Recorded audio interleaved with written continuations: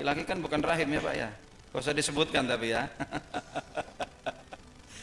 Itu lihat ayatnya itu, misalnya di awal dia menyebut laki-laki dan perempuan, tidak ada makhluk lain, tapi lihat allazi tasa'alu nabihi wal arham. Orang nanti akan tidak luput dari pertanyaan yang satu ini tentang rahimnya Allah Subhanahu wa taala. Kalau orang misalnya sudah lama tidak bertemu begitu ya, yang ditanyakan orang itu, yang disapa itu kan tidak pernah nanya istrinya sudah berapa, kan tidak ya. Tapi orang nanya anaknya sudah berapa, cendengan anaknya sudah berapa, nah gitu. Kan selalu begitu tuh.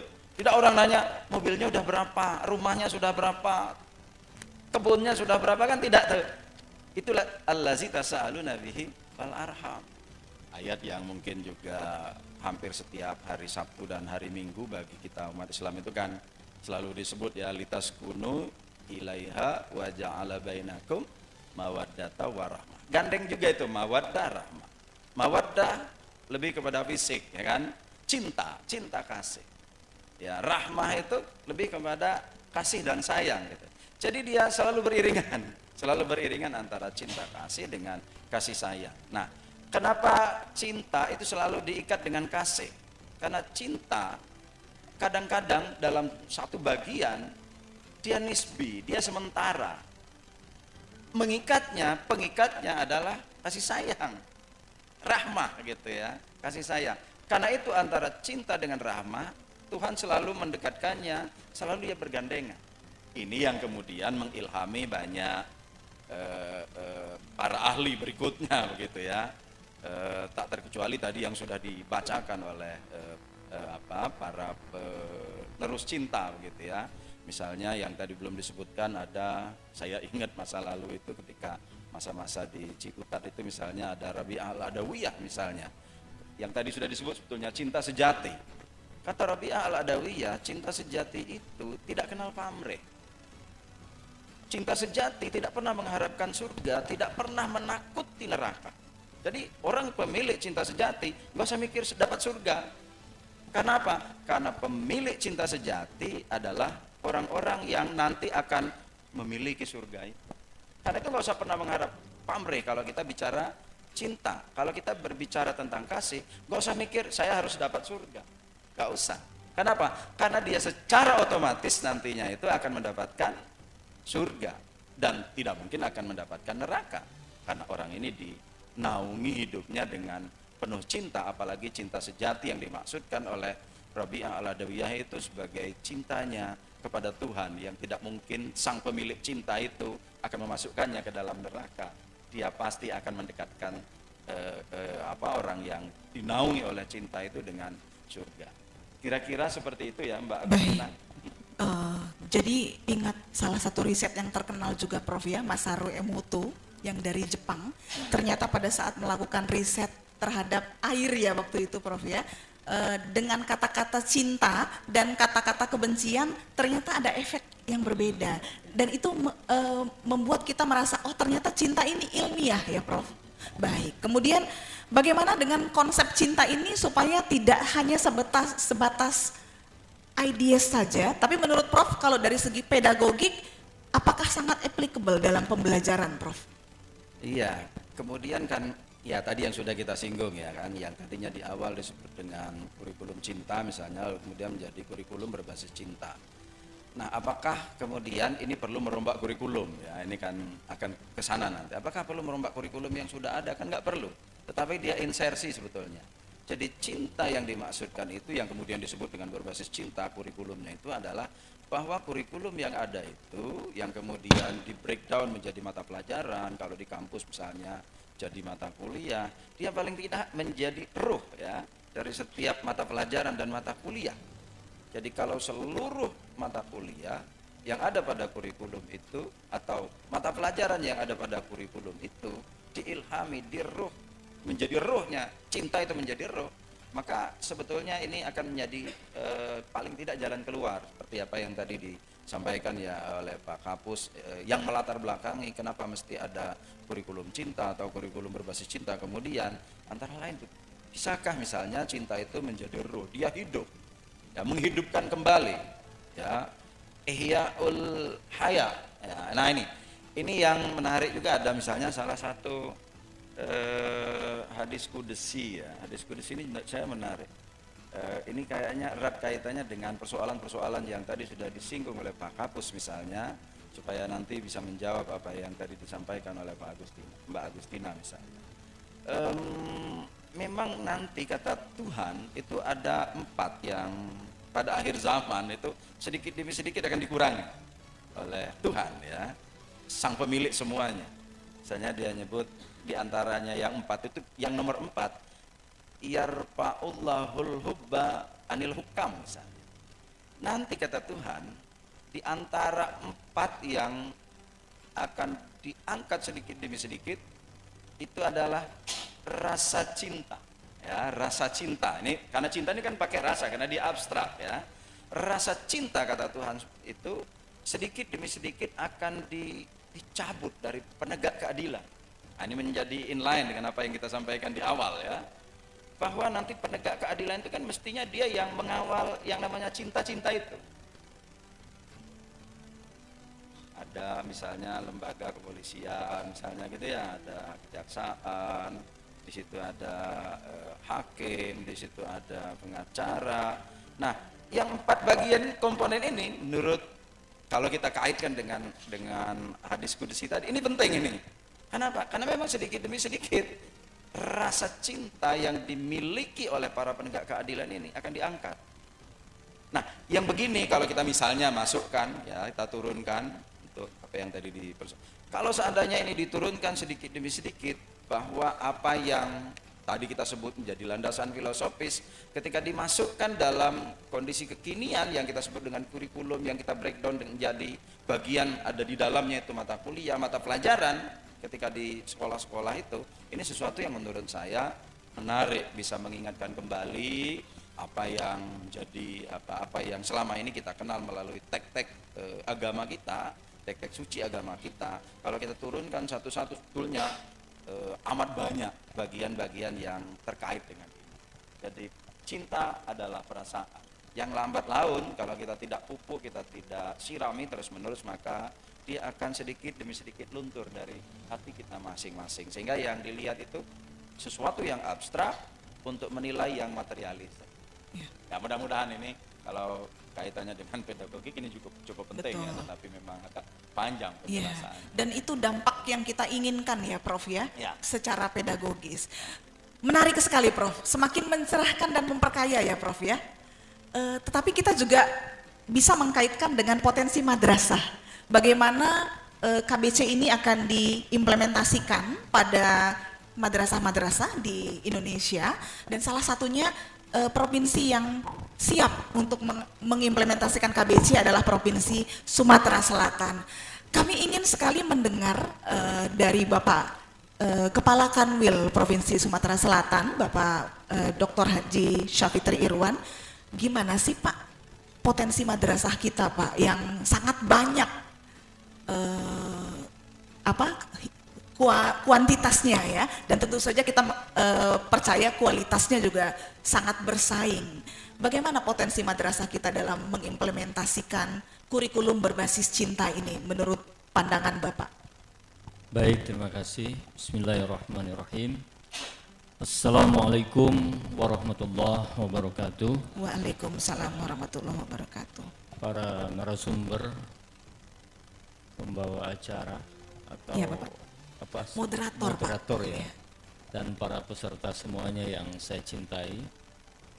Saya mungkin termasuk salah satu atau seorang yang katakanlah beruntung, karena pada suatu waktu saya pernah satu perjalanan dengan Pak Menteri sebagai orang yang kita ketahui menelurkan atau melahirkan kurikulum berbasis cinta ini. Jadi kira-kira dalam kunjungan beliau ke Sumatera Selatan yang pertama kali pasca beliau jadi Menteri Agama, saya berkesempatan untuk berdiskusi panjang lebar dengan beliau. Dan pada saat itu muncul satu pertanyaan dari saya. Prof, saya bilang mohon maaf, kira-kira yang mendasari Profesor bisa melahirkan sebuah kurikulum yang maha dahsyat itu.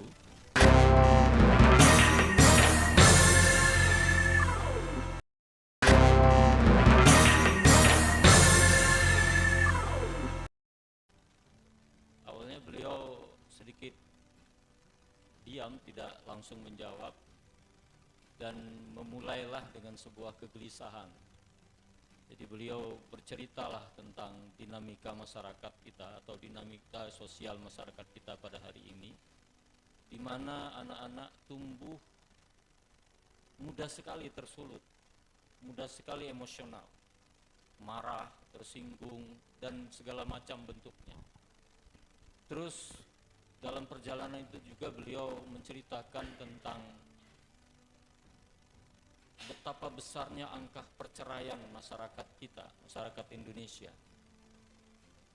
yang sampai mencapai jumlah yang luar biasa. Di tahun 2023 itu angka perceraian Indonesia itu 468.602 kalau nggak salah ya. Ya, jadi itu menurut Pak Menteri itu sebuah angka yang fantastis, ya, sebuah angka yang menurutnya sesungguhnya tidak bisa seperti itu gitu.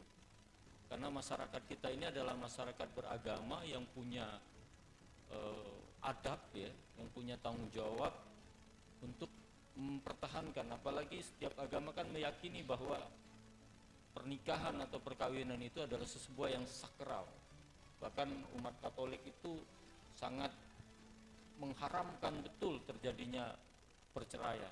Sama dengan umat Muslim bahwa perceraian itu dihalalkan, tapi sangat tidak dianjurkan gitu. Jadi betapa pentingnya sebuah keluarga itu.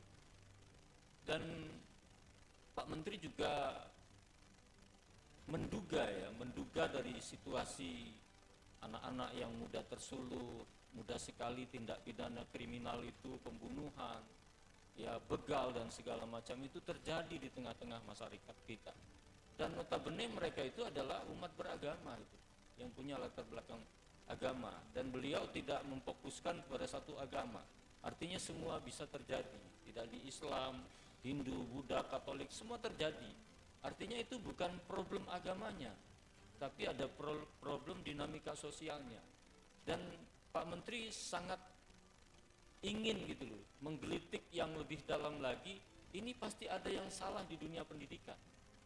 Pasti ada pola ajar, pola asuh yang salah gitu. Kok sampai terjadi tingkat kriminal yang tinggi, hilangnya kepedulian dan empati masyarakat gitu. Dan ini terus beliau berpikir kira-kira apa yang akan dilakukan Kementerian Agama sebagai investasi beliau ketika menjadi Menteri Agama. Itu yang saya dengar.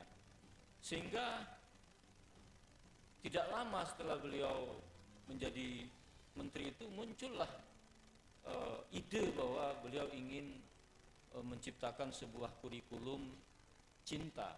Jadi bukan berbasis cinta dulu, kurikulum cinta. Yang pada saat itu baru berupa andai-andai saja menurut saya ya. Karena kita di Forum Kanwil juga pernah diundang secara resmi, Forum Rektor juga pernah diundang secara resmi, membicarakan tentang itu.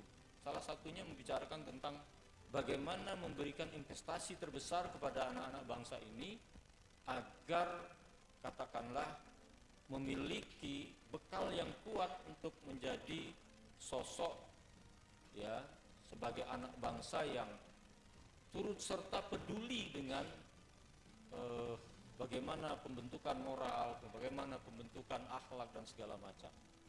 Sehingga menurut Pak Menteri waktu itu ini tidak bisa, ini mendesak. Ini sesuatu yang mendesak, sesuatu yang memang sudah sangat krusial, dan ini perlu harus ada penanganan yang kita harus lakukan segera. Nah, pasca itu beliau juga melihat bahwa satu-satunya cara yang harus kita lakukan adalah memberikan sumbangsi kepada dunia pendidikan. sebagai modal dasar untuk memberikan bekal kepada anak-anak bangsa, wabil khusus kepada madrasah ya, yang notabene kasih dan sayang itu bukan sesuatu hal yang baru menurut Pak Menteri, sesuatu hal yang memang sudah diberikan gawat darurat. Gimana ya gawat darurat? Sangat Kalau gawat mendesak ya Pak. sangat mendesak artinya. Nah, beliau juga mengatakan bahwa kurikulum cinta ini tidak bisa direfleksikan dalam waktu yang singkat, 1 tahun, 2 tahun, itu nggak bisa, tidak bisa terlihat itu. Tapi dampaknya, makanya kurikulum ini disebut juga oleh Pak Menteri itu kurikulum yang itu ada itu tulisannya, kurikulum yang berdampak. Jadi kurikulum yang berdampak ini adalah kurikulum yang memang dilakukan secara simultan terus menerus, berharap anak ini memiliki dengan kurikulum cinta ini menyadari betul bahwa rasa cinta ini adalah sesuatu solusi ya, solusi yang memang harus segera ditularkan ya. Atau pernah juga Pak Menteri bilang ini harus lebih dahsyat dari virus corona, saking mendesaknya. Beliau bilang begitu, bahwa kurikulum cinta ini harus ditularkan secepat mungkin dan semasif mungkin gitu ya, secepat mungkin dan semasif mungkin kepada seluruh lapisan masyarakat, khususnya dalam konteks madrasah, dalam ruang lingkup Kementerian Agama itu adalah darurat, suatu hal yang memang harus segera dilakukan. Dan harapannya tentu dengan kurikulum berbasis cinta ini, anak-anak yang memang sudah punya potensi kasih dan sayang, cinta dan segala macam itu menjadikan sebagai sesuatu yang membentuk karakteristik mereka, yang membentuk apa ya, dalam bentuk apa ya, tujuan pendidikan itu kan tidak hanya mencerdaskan tapi juga membentuk watak ya, membentuk sesuatu hal yang memang lahir dari sebuah sistem pendidikan gitu. Jadi harapannya begitu. Itu yang alhamdulillah saya mendengar secara langsung dari beliau, itu betul-betul kegelisahan yang sangat mendesak menurut beliau, dan kita doakan semoga Pak Menteri terus sehat, terus panjang umur dan bisa menyempurnakan kurikulum cinta yang menurutnya adalah investasi besar pada generasi-generasi atau umat di masa yang akan datang. Baik. Boleh silakan Bapak, mangga Pak. Ya. Jadi inilah tadi yang disebut oleh Pak Kanwil, kenapa dalam mengajarkan cinta itu Pak Menteri menyebutnya dengan kata-kata yang bagus, yaitu spiritualization of subject. Jadi pembatinan terhadap materi. Nah, istilah pembatinan spiritualization tadi itu karena guru, siapapun guru ini kata-kata yang berasal dari bahasa India ya. Gu dan ru itu menyalakan lentera, menyalakan obor. Jadi tidak bisa kemudian cinta ini menjadi, apalagi kemudian menjadi mata pelajaran atau diajarkan dalam proses yang seperti sekarang ya, karena meniscayakan bagaimana rasa empati, rasa sayang, kemudian sesuatu bahagia, sedih itu dirasakan, tidak bisa kemudian diajarkan. Jadi menarik, bagus istilah spiritualization of subject itu menjadi kunci sehingga guru tidak terjebak kepada bahkan itu jadi menafikan unsur-unsur yang sifatnya sangat-sangat substantif sifatnya, karena tadi soal rasa, soal zauk, soal hati dan cinta itu yang melandasi tadi gitu. Luar biasa Bapak dan Ibu ya. Dari apa yang dituturkan Pak Syafitri, kita juga baru tahu ternyata sejarahnya demikian ya Pak ya. Kegelisahan menteri kita, Pak Menak, terhadap dinamika sosial yang ada pada saat itu, Pak ya. Mudah-mudahan, tapi optimis Pak ya, secara pribadi KBC ini bisa menjadi jawaban. Menurut penjelasan dari Pak Menteri, Bapak Profesor Dr. Kiai Haji Nazaruddin Umar, saya secara pribadi itu sangat optimis bahwa kurikulum berbasis cinta ini memang akan berdampak. Dan saya juga lupa tadi menambahkan bahwa kurikulum ini tujuannya untuk melahirkan generasi-generasi yang bersyukur.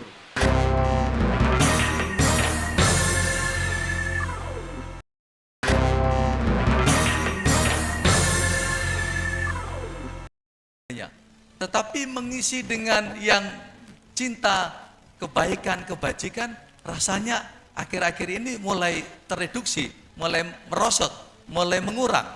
Itulah mungkin juga yang menyebabkan keresahan Bapak Suci Fransiskus waktu itu, sehingga ada namanya deklarasi Abu Dhabi, dan di Jakarta waktu kunjungan ke Indonesia juga dihasilkan yang namanya piagam deklarasi Istiqlal. Dan sebenarnya kami dari Komisi Hubungan Antaragama dan Kepercayaan Keuskupan itu diberikan amanah tanggung jawab untuk menyebarkan, mensosialisasikan, deklarasikan yang istimewa dan luar biasa ini. Karena dalam deklarasi itu apa intinya? Sebenarnya kalau disingkatnya ya sama, kurikulum cinta. Bagaimana kita terpanggil untuk saling mencintai satu sama lain atas nama manusia.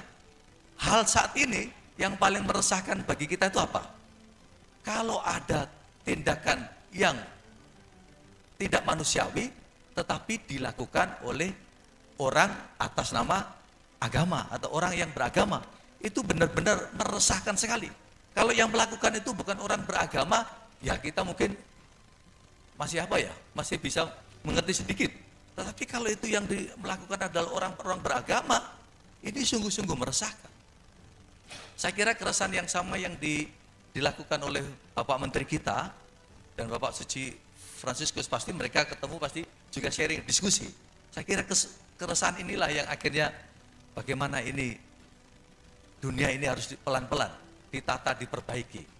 Dan saya tadi mengatakan wujud cinta kepada Tuhan dan sesama manusia itu sekurang-kurangnya ditandai 4 hal. Yang pertama, kesediaan untuk melayani. Hari gini orang pasti kecenderungan pengen dilayani, bukan untuk melayani. Maka si Erich Fromm itu mengatakan, atau Paul Tillich mengatakan begini, orang sekarang itu punya kecenderungan untuk menjadi being loved, jadi orang yang mau dicintai, bukan loving, orang yang bertindak untuk mencintai. Nah, maka ini tantangan untuk kita. Lalu yang kedua, semangat pengorbanan. Sekarang ini juga kalau orang diminta untuk berkorban itu rasanya juga sesuatu yang aneh. Padahal kodrat manusia itu juga harus berkorban. Kalau tidak ada yang mau berkorban, siapa? Dan banyak sebenarnya contoh-contoh orang yang memberikan keteladanan hidup dengan pengorbanan, banyak sekali. Indonesia pun tidak akan merdeka kalau tidak ada orang mau berkorban. Lalu yang ketiga adalah pengampunan. Mahal sekali Bapak Ibu kita semua. Berbicara tentang pengampunan itu mahal sekali. Seolah-olah itu sesuatu yang aneh gitu loh, orang itu mengampuni. Dan yang terakhir adalah saya menyebutnya agape, cinta tak bersyarat, hanya memberi, tak harap kembali. Seperti lagu itu, hanya memberi, tak harap kembali, bagai san surya menyinari dunia. Itu seikhlas-ikhlasnya. Itu kalau sudah sampai taraf itu, kita sudah masuk dalam cinta yang levelnya paling tinggi, agape, cinta ilahi.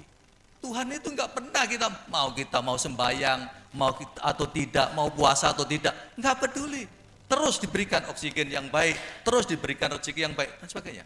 Kalaupun kita suatu saat kita jatuh sendiri, bukan karena salah Tuhan, salah kita yang tidak memanfaatkan dengan baik. Dan maka oleh karena itu semua manusia kita dipanggil untuk itu, membuktikan wujud cinta tadi. Tadi kan mengatakan cinta itu kan harus ada buktinya dong, ada wujudnya. Wong orang anak muda saja membuktikan wujud cintanya ngasih kembangan, Pak ya. Nah, maka tadi 4 hal tadi harus dibuktikan. Bagaimana melayani, mengampuni, pengorbanan, dan memberi seikhlas-ikhlasnya itu harus ada. Kalau kriteria 4 hal itu tidak ada, Itu cinta itu hanya omon-omon sebenarnya. Iya. Tidak bisa dirasakan dan tidak akan berdampak sebagai tadi yang dimaksudkan oleh Pak Kakanwil. Baik. Terima kasih. Sepanjang pengalamannya Pak Leo di menjalani tugasnya di Keuskupan Agung, Siap. ada praktik-praktik baik yang sudah pernah dialami sendiri yang menunjukkan bahwa the power of love-nya itu ya yang tadi disebutkan oleh Pak Leo ya. Bagaimana itu bisa berdampak terhadap keharmonisan antar insan tadi Bapak? Betul. Jadi cinta itu ternyata sudah ada orang meneliti dan motivator mengatakan cinta itu adalah energi yang maha dahsyat. Energi yang tidak ada energi lebih hebat dari cinta itu tidak ada. Mau orang sebenci apapun dengan cinta akan keok, akan kalah. Maka ketika kami misalnya contoh konkret, ada yang mungkin dapat izin IMB, kalau dulu namanya IMB ya, mendirikan gereja sampai bertahun-tahun. Kami apa lakukan? Apakah kami demo marah-marah enggak? Kami berdoa dalam cinta, Mbak. Itu praktek baik kami. Kami tidak keluar-keluar di mana, waduh gimana ini, kita tidak adil ini bagaimana. Kami itu banyak mengalami seperti itu ya kami terima dengan cinta. Karena kami juga sudah punya teladan bahwa orang-orang yang hebat kami itu juga banyak memberikan keteladangan bukan hanya dengan kata-kata tapi dengan sikap hidupnya. Jadi bersabar, memberi pengampunan, mendoakan orang yang mungkin dalam arti tentu kalau orang sekarang resek banget orang itu, tapi kita pun harus doakan. Nah itu saya kira itu cinta yang harus kita berikan. Praktek-praktek baik seperti ini harus terus dilakukan. Jadi kita tidak membalas kebencian dengan kebencian. Kalau kita diperhambat juga tidak, karena teruslah memberikan cinta, teruslah memberikan respek, teruslah memberikan pengharapan. Karena sebenarnya pengharapan atas cinta itu tidak pernah sia-sia. Baik, berarti Bapak luar biasa, boleh kasih tepuk tangan. Berarti dorongan yang paling kuat yang bisa membuat manusia itu melakukan hal yang sangat tidak terduga itu energi dari cinta itu. Betul. Ya Pak ya. Saya langsung teringat pada yang disampaikan Khalil Gibran. Khalil Gibran itu mengatakan cinta itu menggetarkan. Lalu kalau Eric Fromm mengatakan cinta itu menggerakkan. Seperti mesin roda itu digerakkan oleh motornya itu karena mesin utamanya itu, tetapi dalam hidup manusia itu yang menggerakkan adalah cinta. Bayangkan kalau cinta tidak ada, apa yang akan terjadi? Nggak ada, nggak hidup lagi. Pada hakikatnya itu sudah mati. Dalam rumah tangga, bagaimana kalau tidak ada cinta? Selesai sudah. Dalam pendidikan, bagaimana kalau tidak ada cinta? Kita mendidik bukan manusia, tetapi mungkin jadikan apa tuh makhluk yang aneh. Maka cinta itu sebenarnya ya energi, sesuatu kekuatan yang luar biasa di dunia ini, dan kita bersyukur kita mengalami cinta dari sang sumber cinta itu sendiri, yaitu Tuhan yang kita percayai. Baik, luar biasa Bapak dan Ibu ya, sangat inspiratif. Bapak dan Ibu, kita bisa simpulkan bahwa pendidikan yang berlandaskan cinta akan meninggalkan jejak yang abadi di hati siapapun yang disentuhnya. Sebelum kita menutup sesi ini, dari tadi sudah mendapatkan banyak sekali pencerahan dan inspirasi dari para inspirator kita. Saya pengen kasih pantun kembali supaya kita kembali memberikan cinta-cinta tadi ya Bapak-Bapak ya. Naik biduk di sungai Musi, angin sepoi-sepoi membawa sejuknya rasa. Kurikulum cinta tidak cuma di hati, tapi hidup dalam tiap rencana. Boleh kasih tepuk tangan Bapak dan Ibu. Demikianlah sesi Begesah malam hari ini. Jadi Begesahnya alhamdulillah sangat inspiratif Bapak dan Ibu ya. Iya, jadi oleh-oleh Pak Mas Tuki kalau ke Jakarta nanti boleh ajak stafnya, ayo kita Begesah dulu Pak ya. Karena dalam bahasa Palembang Begesah itu begini Pak, berbincang hangat dan santai ya Pak ya. Saya selaku moderator mengucapkan terima kasih yang sebesar-besarnya kepada para inspirator kita yang sudah hadir dan memberikan banyak sekali pencerahan, dan juga terima kasih juga kepada saudara-saudara kita yang menyimak melalui Zoom meeting dan live streaming juga ya. Demikianlah, sampai jumpa di kesempatan berikutnya dengan cinta yang tidak selesai dibagikan. Mohon maaf jika terdapat hal-hal yang kurang berkenan. Wallahul muwaffiq ila aqwamit thoriq. Wassalamualaikum warahmatullahi wabarakatuh.